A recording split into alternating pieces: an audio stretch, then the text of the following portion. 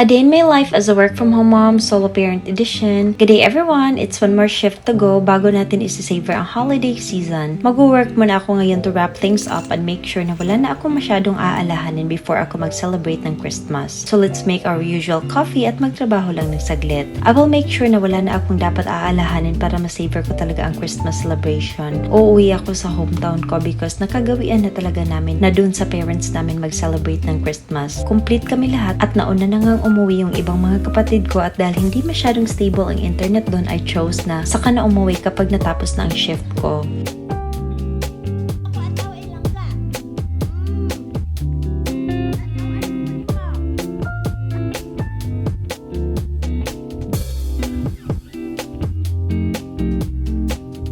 So we got ready at syempre kasama si Cookie niyan, and I also brought my laptop with me just in case may kailangan akong i-check, and off we went to the island.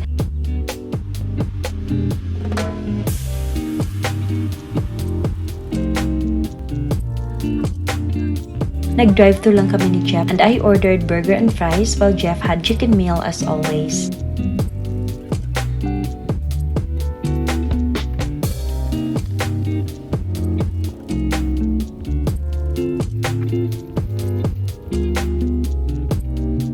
Buti na lang at hindi masyadong maraming tao sa pier kasi the past few years, kapag day before Christmas, nagsisiksikan talaga dito dahil hindi pa fast craft ang mode of transportation namin kundi yung bangka na konti lang ang kakasya compared sa fast craft. Buti na lang nag-evolve na rin. Mga 15 minutes lang naman ang biyahe papunta sa aming isla from the pier, and when we arrived, nagpasundo na ako sa kapatid ko. Nung makarating kami sa amin ay nag-relax muna ako dahil mapapasabak ako sa paghahanda ng Noche Buena namin mamaya. Nauna na ang kapatid at papa ko na mag-ihaw ng pabo or turkey kasi favorite talaga namin yan, and itong malaking isda na ginawa nilang pulutan, ang aga nilang nag-inuman. I made a black sambo in a cup first, and we just wanted a little bit of everything or mga pika-pika mostly kasi kapag maraming handaan we noticed na hindi na uubos kaya this one is effective for us. I also made Vietnamese spring rolls and made a peanut sauce na hindi ko na naipakita dyan. Bali mga 6 pieces lang yung ginawa ko at mga tikim-tikim lang. Nagtulungan lang kami sa paghahanda dyan except ni Cookie na ang ambag ay mag-judge lang sa amin dito.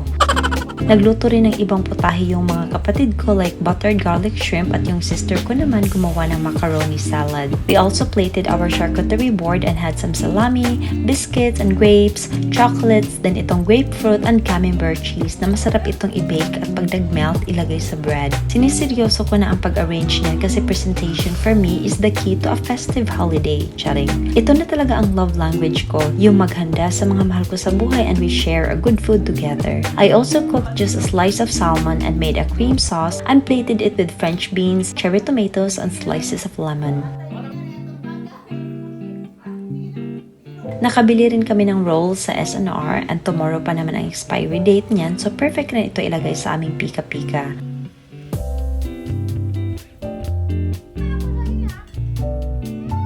And then I just made some finishing touches of our food, garnished some to make it more presentable bago ako mag-change outfit. Ang tiyara, natapos na rin ang aming paghahanda ng aming mga pika-pika. Nagluto rin pala ako ng creamy chicken broccoli at naubos na ito agad dahil nagustuhan ng lahat. Then my brother also cooked some buttered garlic shrimp with corn and we had some inihaw na isda at tuna pa nga ang tuna sashimi. And then we celebrated our dinner together at ang ingay talaga namin kapag nandito kami sa bahay kaya grabe ang sipangs ng parents ko kapag nagsiuwian na kami sa aming mga bahay. Syempre, pinakain ko rin yan si Cookie kasi namamas ko rin at kasali rin yan sa mga OOTD namin hindi pwedeng magpaiwan kasi palangga man yan. Nag-countdown rin kami ng Christmas time na and ewan ko kung bakit hindi day ako nakapag-film yan, and then we exchanged gifts. Na-appreciate ko talaga yung family ko kasi kahit maliit na gifts man yan, the thought that you give something to someone has a great impact talaga. Isa-isa na kami nag-open ng kanya-kanya naming gifts at sina mama at papa, yung gift nila late kasi kita nyo naman may mga trips sila. Buti na lang at nakakuha na kami ng passport ni papa finally, so I cannot wait to see them traveling outside the country. Ito naman yung natanggap ng kapatid ko kasi malapit na rin siyang lumadlad at maging part ng LGBTQ. Ay, support lang talaga kami dong. Ako na bahala sa lipstick mo. Charing. And then we had some games as well that was so fun. Rock!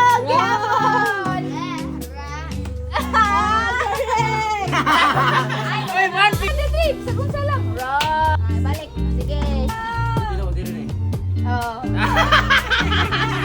Ay, sama! Ay, sama! Ah, sama!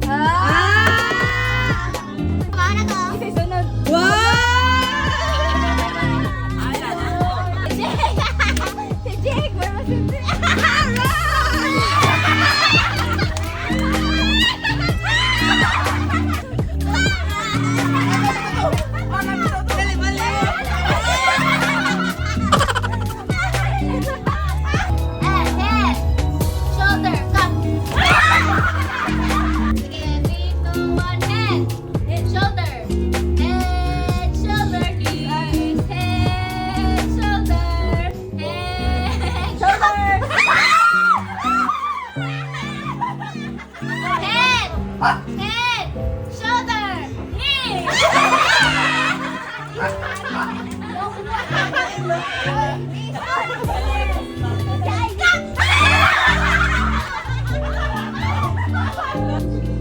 Knee, shoulder, head, knee, head,